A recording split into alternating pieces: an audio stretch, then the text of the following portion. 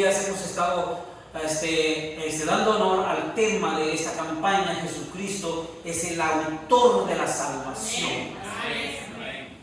Hoy, con estos versículos que leímos y los cantos que hemos cantado, honestamente nos hemos predicado. Así que nuestro tema en esta hora es amor demostrado.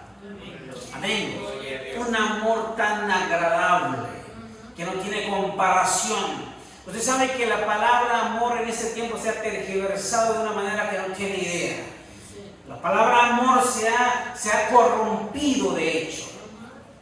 Pero cuando el Señor habla del amor, habla de un amor puro y sincero.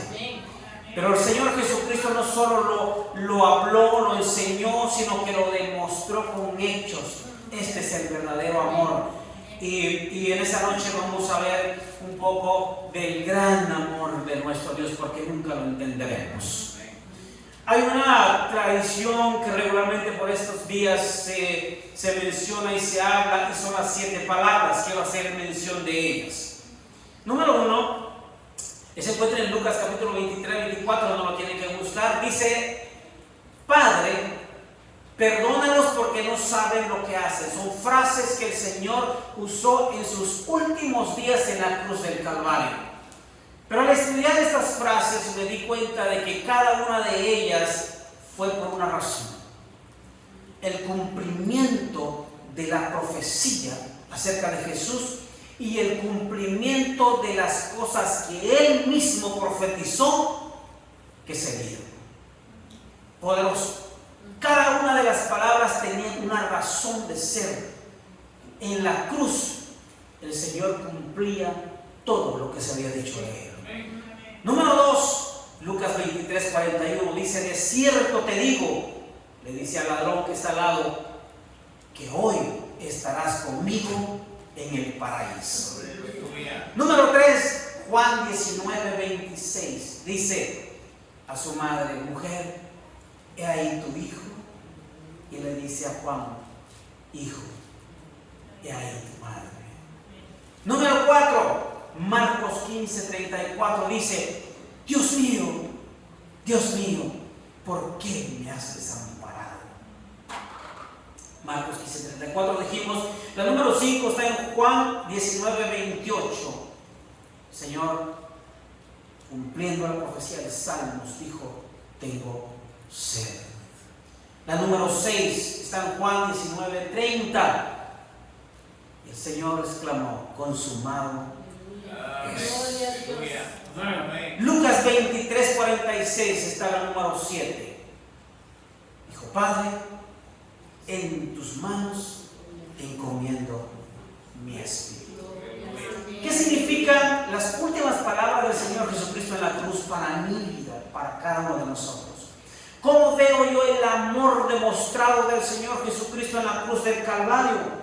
Quiero tomar en esta noche, elegí 3 de ellas y quiero hablar sobre ellas en esta hora. El Señor ponía en mi corazón, yo le decía al Señor: ¿cuál de estas 7 palabras quieres que hable, Señor? El Señor ponía, de hecho ya había formado un bosquejo diferente, y el Señor cambió a última hora todas las cosas. Ustedes los pastores me entienden cómo es esta cosa. Uno se vuelve loco cuando el Señor cambia las cosas, pero hacemos lo que Él quiere que se haga. Amén. Así que el tema de hoy es amor demostrado, y vamos a entender un poco del amor del Señor. Las palabras del Señor Jesucristo, como decía en la cruz del Calvario, demostraban una gran verdad acerca de Él. Así que vamos a hablar sobre el número 1, sobre el punto número 1. Quiero hablar en esta hora sobre el amor en la soledad. Amor en la soledad, cuando nos sentimos solos. Abra conmigo su Biblia en Marcos 15, 34. Amor en la soledad. Marcos 15, 34. Lo leemos y dice así: y a la hora 9, Jesús clamó a gran voz diciendo: Eloi, Eloi, lama sabactani, que traducido es: Dios mío, ¿por qué me has desamparado? Cuando comencé a a ver acerca de esta frase del Señor Jesucristo. Es una frase que la hemos oído muchas veces, hemos escuchado predicaciones acerca de esta frase y nosotros decimos, pero ¿cuál fue la razón que el Señor Jesucristo clama de esta manera? No había sentido en que el Señor Jesucristo dijera esta frase tomando en cuenta la deidad de Él, Jesucristo Dios, unido al Padre. Las tres divinas personas son inseparables completamente. Entonces, al escuchar esta frase no hace sentido para nosotros humanamente. ¿Cómo es posible que Jesucristo clama al Padre y le dice, ¿por qué me has desamparado? Entonces la pregunta surge, tiene que haber una razón por qué Jesús clama de esta manera. ¿Se recuerda usted? En Génesis vemos la historia del ser humano en la caída del hombre. Y hubo una razón por qué el hombre perdió la comunión con Dios y surgió la muerte espiritual. Y eso es la desobediencia llamada pecado. El pecado causó la separación entre Dios y el hombre. Muere espiritualmente, una separación entre su creación y la santidad de Dios, porque Dios no tolera el pecado. Cuando veo esta realidad en Génesis, entiendo la palabra del Señor Jesucristo y ahora me pregunto, pero Jesús no pecó. ¿Qué sucedió entonces? ¿Por qué hubo una separación? ¿Por qué Jesús siente este dolor de la separación? Porque escuche, la frase que el Señor Jesucristo utiliza no es una frase de alegría. Siente un dolor interno en esta frase. Dice, Dios mío, ¿por qué me has desamparado? Por primera vez el Señor Jesucristo siente un enorme dolor de la separación de la santidad del Padre, de la deidad de donde pertenecía, y siente ese enorme dolor. Pero ¿sabe algo? Me dolió tanto ese día que yo, cuando comencé a ver este relato y comencé a estudiar y entender lo que el Señor estaba sintiendo en ese momento, causó un enorme dolor en mi interior, porque empecé a llorar cuando empecé a entender cuál había sido la razón. Jesucristo, para que ese sacrificio que el Señor Jesucristo había hecho en la cruz, era necesario que fuera válido la muerte espiritual de nuestro Señor Jesucristo. Pero ¿qué causó la muerte espiritual del Señor Jesucristo? El peso del pecado de la humanidad. En ese preciso momento estaba cayendo el pecado de toda la humanidad sobre Jesucristo, y el mismo pecado causó la muerte espiritual, y hubo una separación entre Dios y el Señor. Y dijo, Padre, ¿por qué me has desamparado? Era necesario que esto sucediera para que el sacrificio tuviera valor. El dolor que él estaba sintiendo en ese momento no era casualidad, era porque el pecado de toda la humanidad estaba cayendo sobre él, y el Padre no resiste el pecado. Hubo un rompimiento entre la relación a causa de nosotros. Por la acción del Señor Jesucristo produjo una reconciliación del ser humano que no merece salvación por su rebelión. Pero gracias a la misericordia de Dios, que dio a su Hijo unigénito para que creyéramos en Él y fuésemos salvos. Amén. Amén. Es poderosa la palabra del Señor, cumpliendo una acción de amor del Señor, de Dios sobre la humanidad, y trayendo salvación y reconciliación hacia el Padre. Primera de Pedro capítulo 2 versículo 24 dice, quien llevó Él mismo nuestros pecados en su cuerpo sobre el madero, para que nosotros, estando muertos a los pecados, vivamos a la justicia, y por cuya herida fuisteis sanados. Gloria a Dios. Gloria a Dios. Él mismo llevó sobre Él nuestros pecados. Esto fue lo que causó la separación entre Dios y el hombre. Esa fue la causa de la separación entre Dios y su propio Hijo a causa de nuestro pecado. Cumpliendo así la promesa de redención y reconciliando al hombre con el Padre. Isaías 53:5 dice: mas Él herido fue por nuestras rebeliones. ¿Sí? Mas Él herido fue por nuestras rebeliones, molido por nuestros pecados. Decía la pastora el otro día que estaba viendo la película La Pasión de Cristo, y sabe algo, los que saben, los eruditos dicen que la película no muestra la realidad del sacrificio, del sufrimiento de Jesús. Pero hay algo muy importante en esto. Médicamente se cree que ningún ser humano es capaz de resistir toda la tortura que le dieron al Señor Jesucristo, y mucho menos el tiempo que Él estuvo vivo. ¿Y sabe por qué lo torturaron antes de llegar a la cruz? Porque el enemigo quería que muriera antes de cumplir en la cruz del Calvario. ¿Sabe por qué muchas veces el enemigo se presenta a tu vida, a tu casa, a tu ministerio, para torturar tu vida? Porque Él no quiere que llegues al propósito de Dios para tu vida.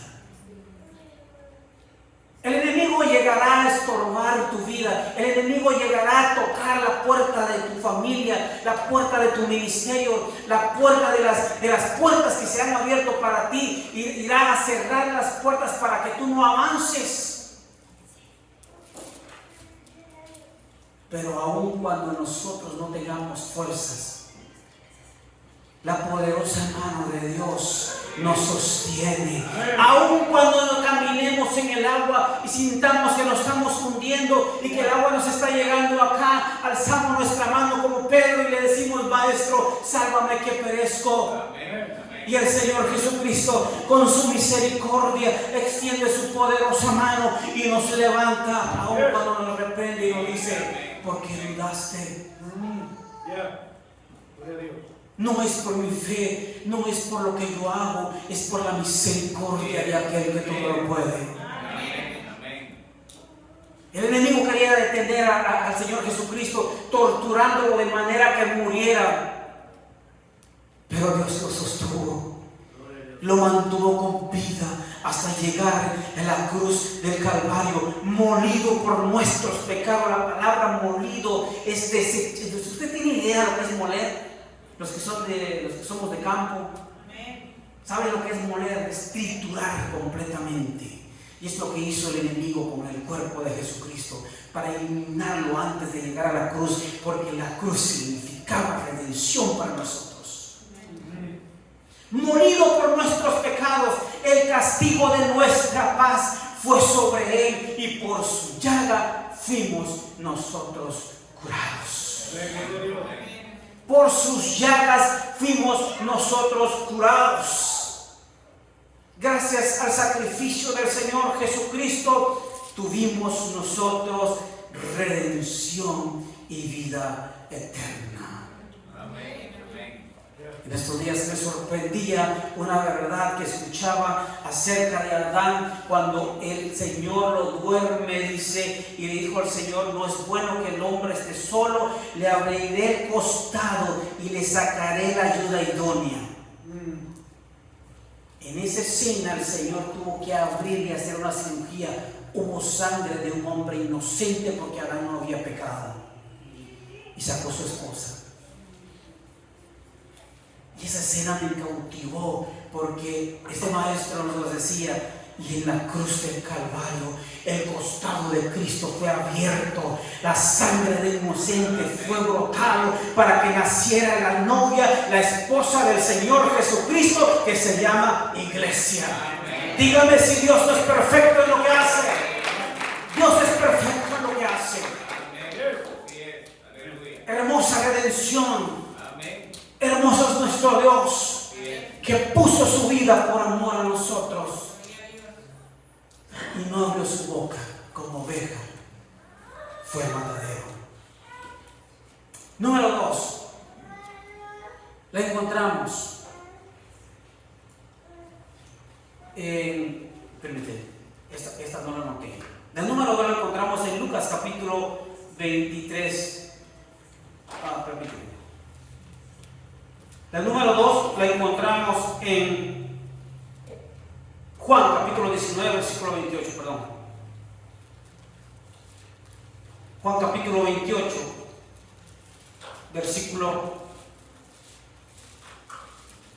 capítulo 19, perdón, versículo 28.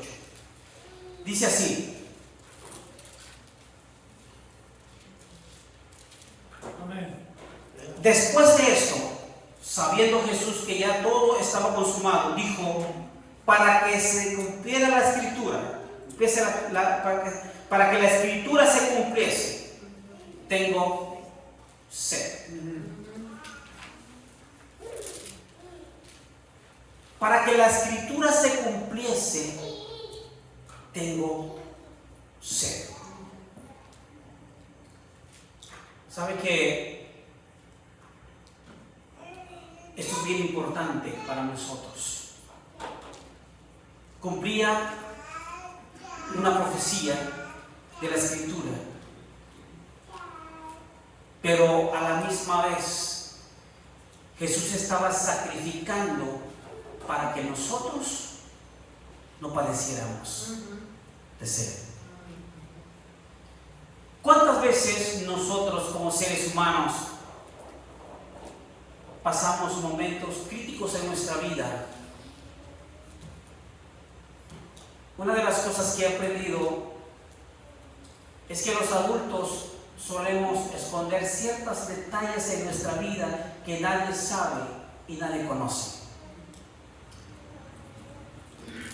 Heridas que desde niño sufrimos, adolescente, muchas veces de la misma familia, y por eso nos callamos.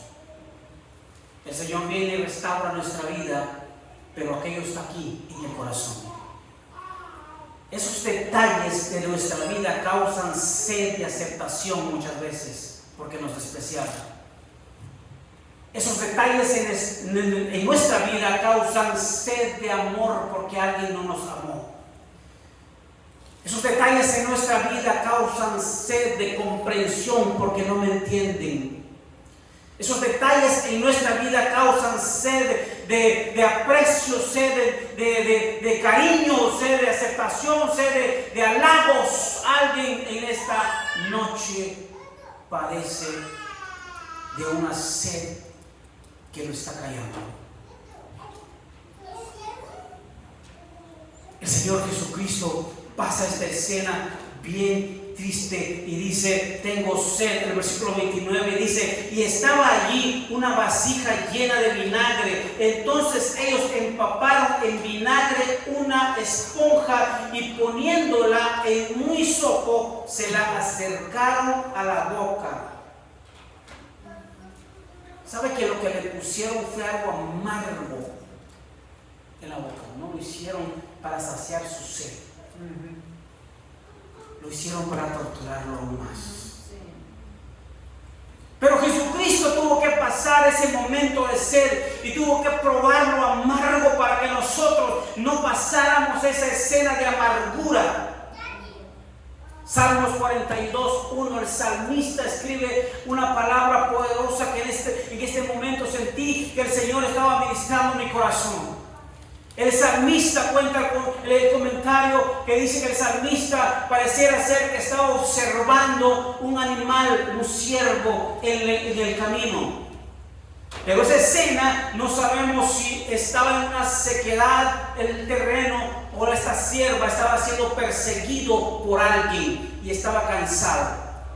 Se dice que cuando los siervos claman porque tienen mucha sed, dicen que el clamor de los siervos es desgarrador y se nota y se escucha el dolor de ellos cuando claman por el agua. Salmos 42:1 dice el salmista de esta manera: como el siervo brama por la corriente de las aguas, así clama por ti, oh Dios, el alma mía. El salmista estaba observando a este animal cuando rugía, cuando bramaba porque tenía sed. Y él se estaba identificando con esa escena. Y él decía: mi alma también tiene sed como el ciervo brama por el camino de las aguas, por las corrientes de las aguas. Así clama por ti, oh Dios, el alma mía. Amén. El versículo 2 dice: mi alma tiene sed de Dios.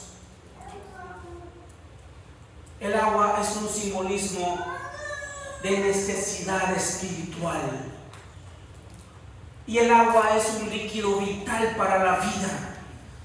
Usted sabe que podemos aguantar hambre, podemos intentar soportar el hambre, pero la sed es muy torturante.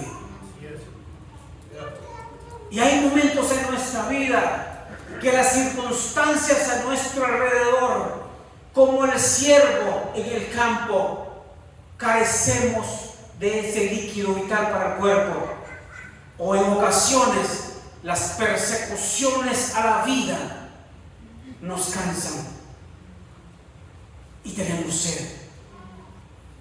Al igual que aquel animal, nuestro interior comienza a clamar. Pero la gente no conoce la fuente y buscan saciar su sed en otras cosas que no edifican. Pero el salmista encuentra la fuente inagotable y dice: mi alma tiene sed de Dios, y le identifica dónde está la fuente. Dice: del Dios que no está muerto, un Dios que está vivo. En ese Dios yo tengo sed.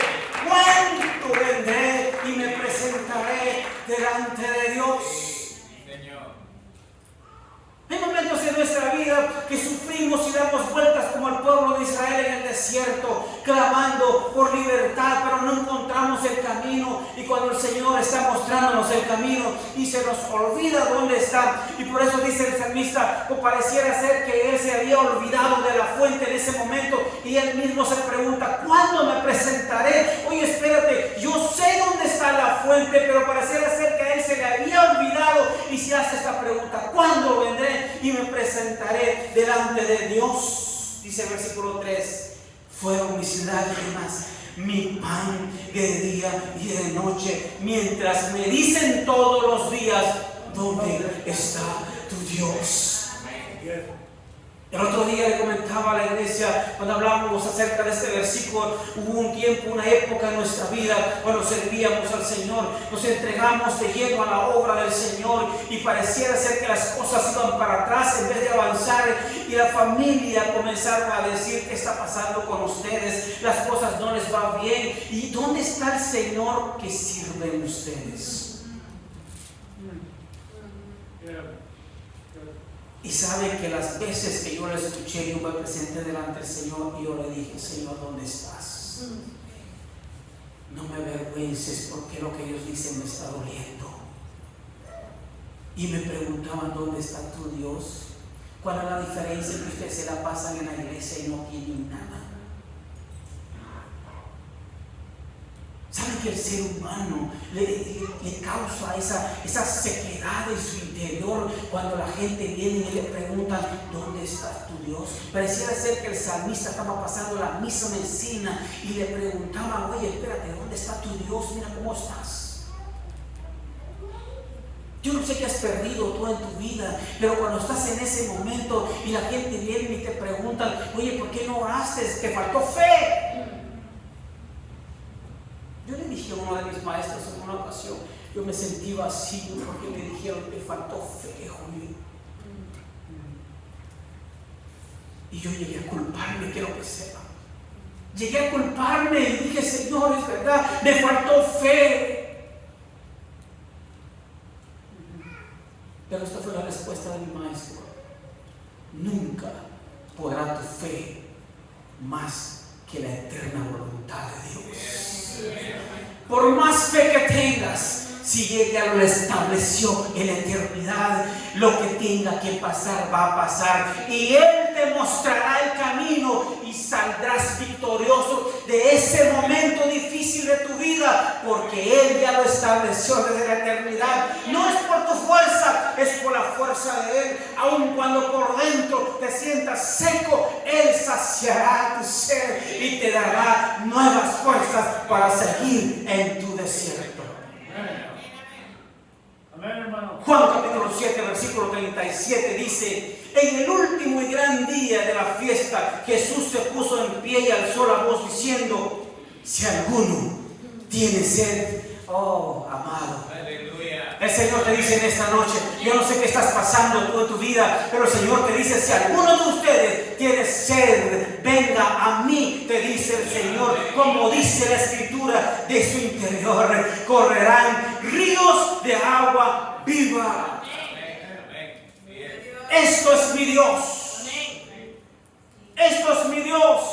Sufrió sed para que yo me saciara. Probó algo amargo para que yo disfrutara la dulzura de la vida. No se trata de mí, se trata de Él. Se trata de Él, se trata de Él. No es por lo que yo hago, es por lo que Él hace. No es por mi fuerza, es por la fuerza de Él. No es con espada ni con ejército, dice la Escritura, mas con su Santo Espíritu. Aleluya. Que vive y hace nombre. Bendito sea el nombre de nuestro Dios para siempre. Isaías 58:11 dice: Jehová te pastoreará mi mano y no te pastoreará una vez. Dice Isaías 58:11: Jehová te pastoreará siempre. Gracias, Señor. Siempre. Amén, amén. Y en las sequías saciará tu alma. Y dará vigor a tus huesos.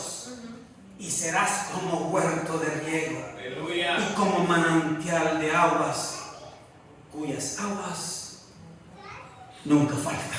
Gracias, Señor. Años después, una joven nos encontró. Nosotros veníamos de Los Ángeles. Y una joven desde allá viajó aquí a visitar a la familia. Y sentado en mi sala me hizo esta pregunta: ¿cómo te sientes hoy y cómo te ves hoy a cómo estabas hace 15 años?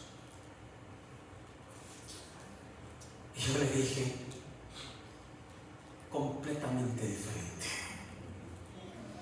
Porque los procesos no te detienen. Los procesos te hacen avanzar. Los procesos son escalones que vas subiendo. Duelen, pero son necesarios. Jehová te pastoreará siempre, y en la sequía saciará tu alma y dará vigor a tus huesos, y serás como huerto de riego. ¿Sabe qué hace el huerto de riego? ¿Cómo permanece? Verde. Tiene ramas grandes donde las aves hacen su nido. Tiene hojas verdes donde las bestias descansan debajo. Oh hermano, cuando tú pasas el proceso no vas a ser igual. Vas a ver personas que lleguen a tu regazo y tú vas a tener palabras para decirle, porque nadie te lo contó. Tú lo viviste y tendrás un testimonio con vivencia hechas. Eso es un huerto de riego. Y como manantial de agua saciarás a otros, porque conociste la fuente de la verdad. Y tú te sacias por medio del Señor Jesucristo. Y eso hará que tú sacies a otros necesitados, cuyas aguas no faltan. Tengo sed, dijo el Señor, pero es necesario para que tú seas saciado. Número 3, perdón.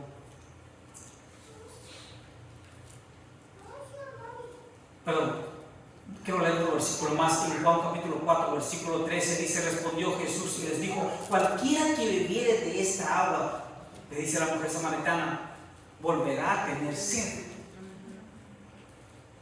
El versículo 14, Juan 4:14 dice: mas el que bebiere del agua que yo le daré, no tendrá sed jamás, sino que el agua que yo le daré será en él una fuente de agua que sale para vida eterna. Aleluya. Eso es lo que somos.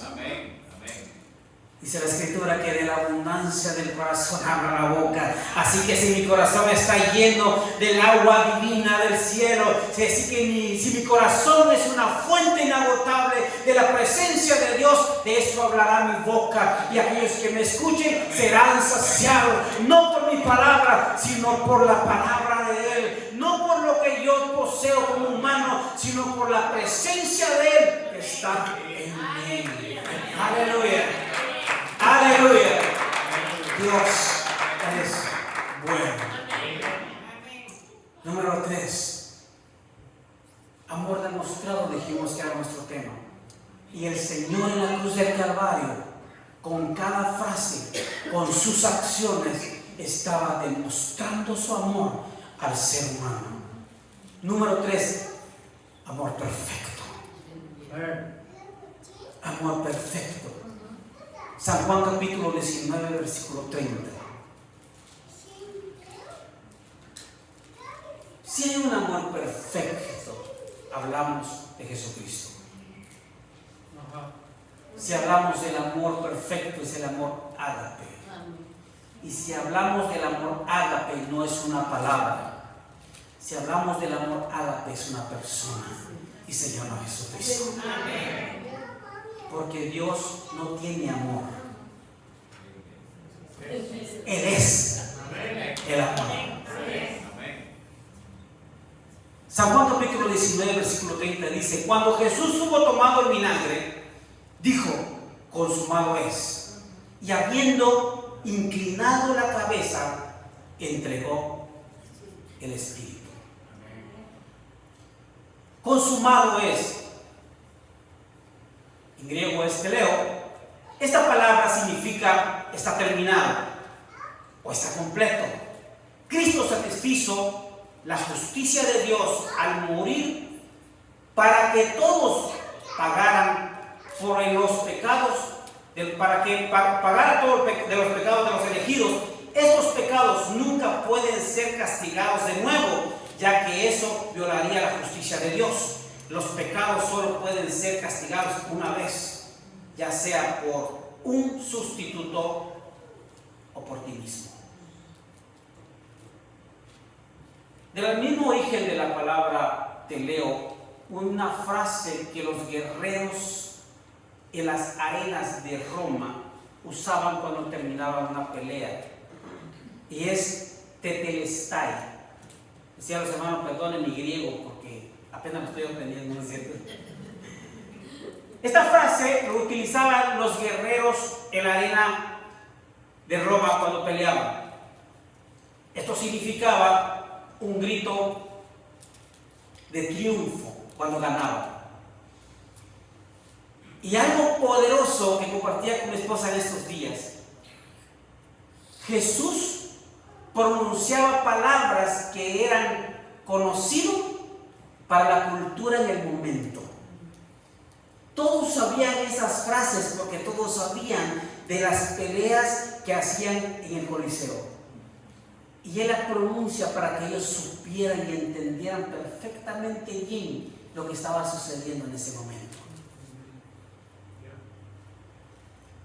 Jesucristo no gritó de tristeza: consumado es. Jesucristo no gritó de dolor ni de derrota. Él proclamó victoria. Todo está cumplido. Amén. Se lo hace fuerte, porque todo está cumplido. Juan capítulo 10, versículos 17 y 18. Por eso me ama el Padre, porque yo pongo mi vida para volverla a tomar. Nadie me la quita, sino que yo de mí mismo, dice el Señor, la pongo. Tengo poder para ponerla y tengo poder para volverla a tomar. Este mandamiento recibí de mi Padre. Amén. todas las profecías, toda la ley, todas las ordenanzas se estaban cumpliendo en ese preciso momento. Lucas 24:25. Entonces él les dijo: oh insensatos y tardos de corazón para creer todo lo que los profetas han dicho. El versículo 26 dice: ¿no era necesario que el Cristo padeciera estas cosas y que entrara en su gloria? El 27 dice: y comenzando desde Moisés y siguiendo por todos los profetas, les declaraba en todas las escrituras lo que de él decían. En otras palabras, cuando el Señor Jesucristo dijo: consumado es, les decía a todos los fariseos, feo de un predicador por ahí, les decían: ¿saben lo que está pasando en este momento? Lo que dijo Moisés de mí, lo que los profetas pronunciaron de mí, lo que todos hablaron acerca de mí, es lo que ustedes están viendo en este momento. Todo era necesario. Lo que la Escritura dice de mí, hoy se está cumpliendo y está completado el trabajo. Aleluya. No más sacrificio de animales según la ley. La ley requería que los hombres trajeran un sacrificio para cubrir su pecado. Y esto es bien importante entenderlo, porque el sacrificio de la ley solamente cubría, pero no la quitaba. El sacrificio de la ley solamente era al exterior, pero no cambiaba al interior. Pero este es el detalle. Dios no trabaja de afuera para adentro, Él trabaja de adentro para afuera. Hebreos 10:12. Pero Cristo, habiendo ofrecido, ¿cuántas veces? Una vez. Ya no había repetición de sacrificio como lo hacía la ley. Una sola vez y para siempre. Un solo sacrificio por los pecados se ha sentado a la diestra de Dios Padre. Aleluya. Hacelo fuerte, porque Él no murió dos veces, Él murió una sola vez, porque Él no vino a cubrir el pecado, Él vino a arrancar de raíz la maldad de nuestros corazones y nos trajo libertad para la gloria de Él. Este es el Cristo que yo predico, el Señor Padre. Primera de Pedro, capítulo 1, versículo 18: sabiendo que fuisteis rescatados de vuestra vana manera de vivir, la cual recibisteis de vuestros padres, no con cosas corruptibles como oro o plata, sino con la sangre preciosa de Cristo, como un cordero sin manchas y sin contaminación.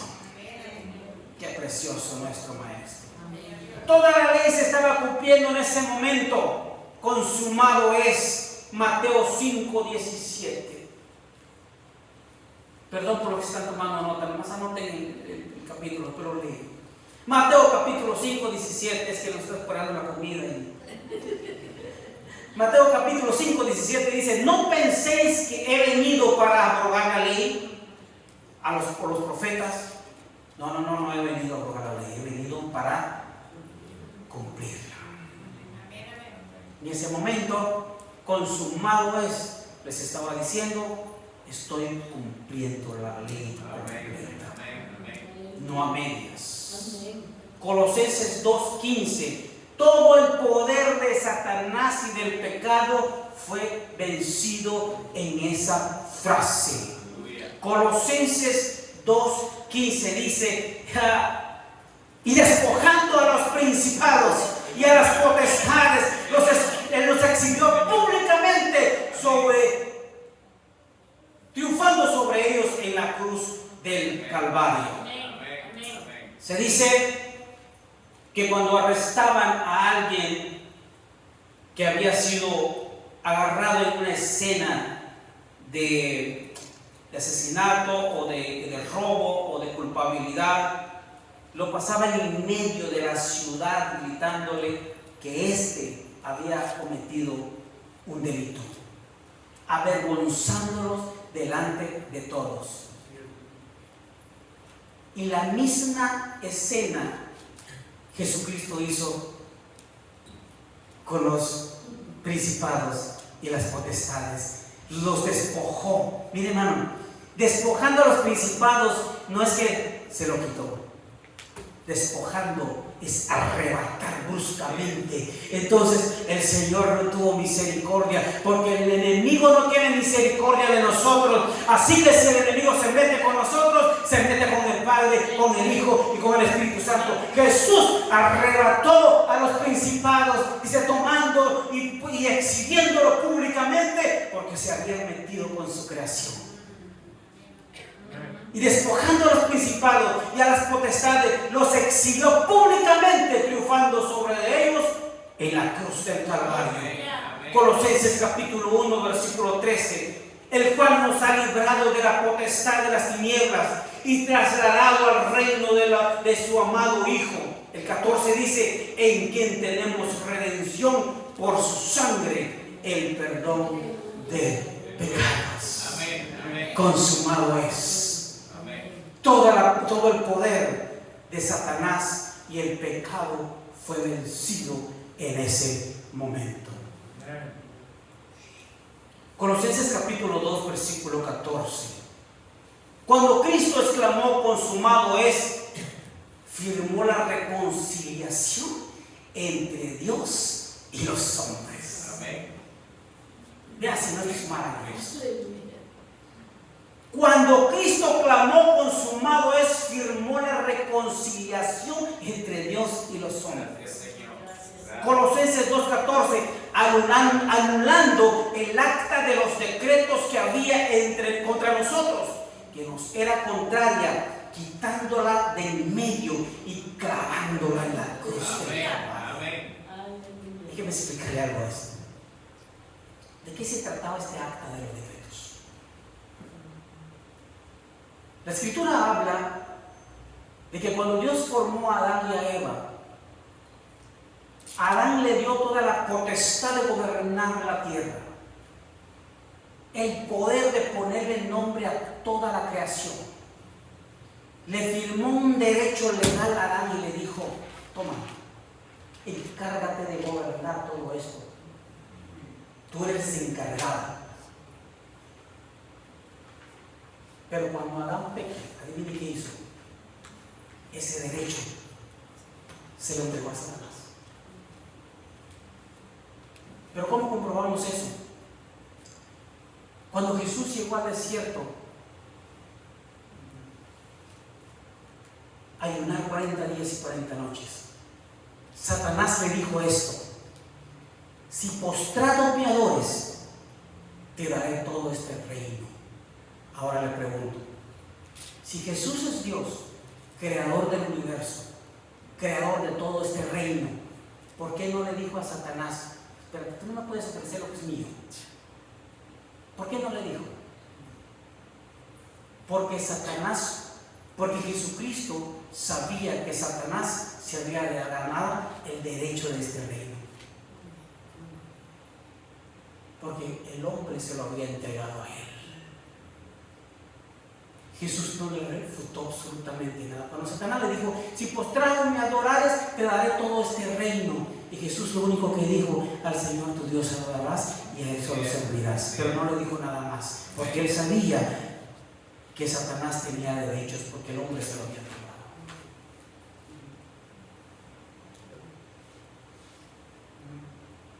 Yo me imagino al Señor, pero espérate porque ya no va a ser tuyo. Espérate porque ya no va a ser tuyo. Te voy a arrebatar esa acta de los decretos que eran contrarios a los hombres. Te lo voy a quitar y la voy a clavar en la cruz del Calvario y le voy a devolver el derecho legal a mis hijos por mi sangre. Por eso en esta noche, hermano, el Señor te dice, tú tienes el derecho de clamar a Dios por la sangre de aquel que murió en la cruz del Calvario. En tus momentos de dificultad, clama la sangre de Cristo. Tienes derecho. Él te la dio. Él ya pagó por eso. Y Satanás no tiene potestad sobre las cosas. No tiene potestad sobre las cosas. El Señor nos ha dado el derecho legal. Por